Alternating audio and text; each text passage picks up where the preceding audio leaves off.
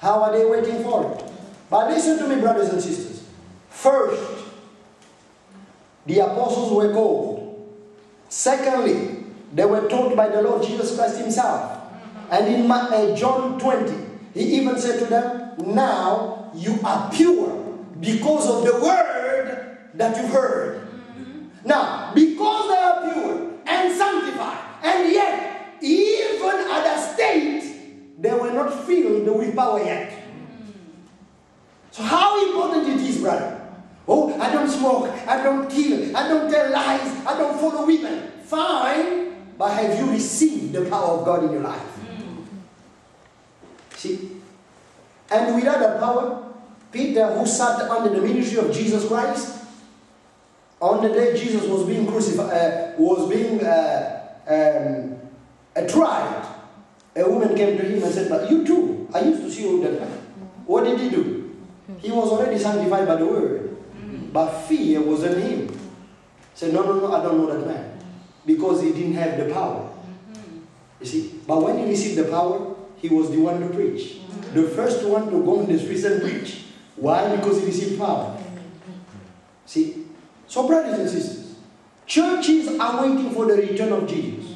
But in what condition? Today we see worldliness coming into the church. Women sing in the church choirs. Oh, hallelujah. Look at them in trousers. Look at them. The hair are cut. And yet this Bible of mine tells me and you, a woman who cuts her hair has already dishonored her husband. It is as dangerous as going out with another man. But people are going, but brother, it's only the hair. Samson suffered because of the hair. Oh brother, you are judging. God only looks at the heart. God looks on the outside as well. Why did he say to Israel, you should not wear tattoos on your bodies?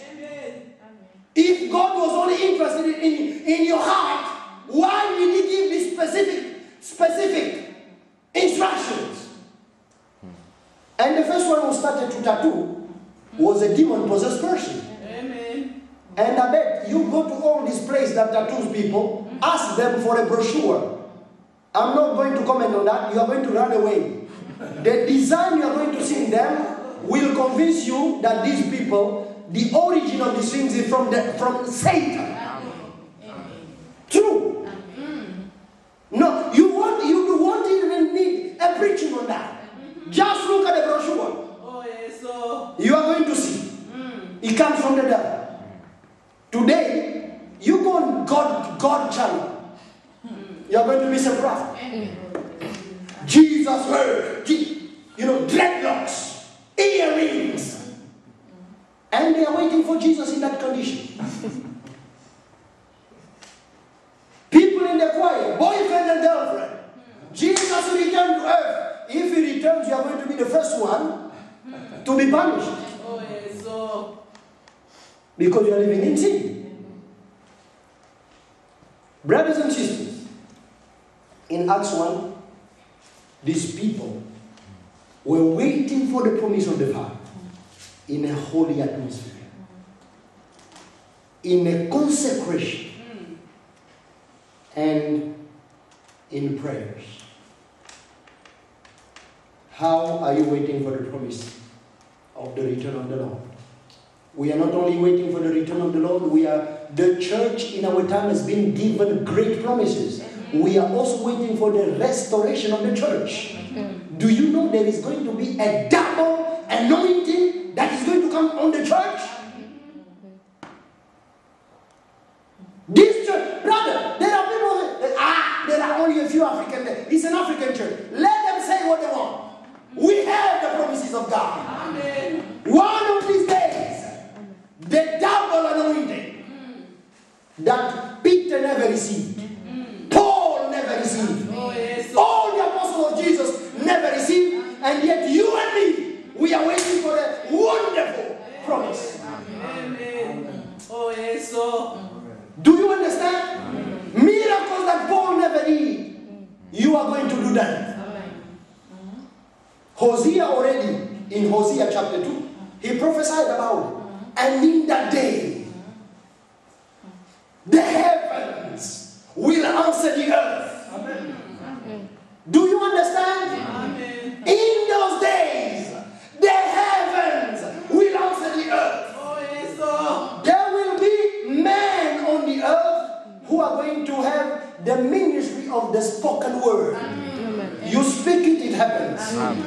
Amen. Do you understand? And that's what we're waiting for.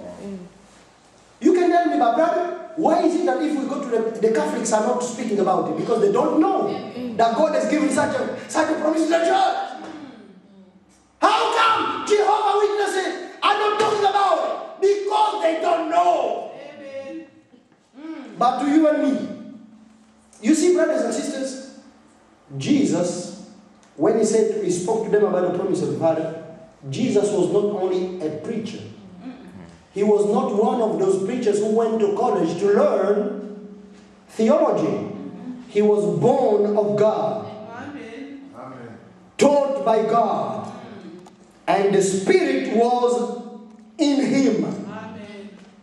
That's the condition for preachers even today. You should not preach if you're not born again. You should not preach if you've never received the power to become a witness to begin with. See, what has the church done? They build universities. And it's almost the same as you get your degree in chemistry, you also get your degree in theology. Oh, yes. And people look at you, now who sent you to preach? Oh, this is my certificate. Oh, yes. That's not the way God calls people in the Bible. Amen. First, you have to be called.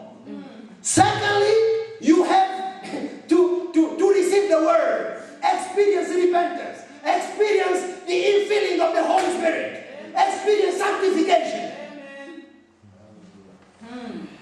When you go to cast out the devil, they're not going to ask you your certificate. They even don't know it. The only thing they know whether you are commissioned to go and preach in his name.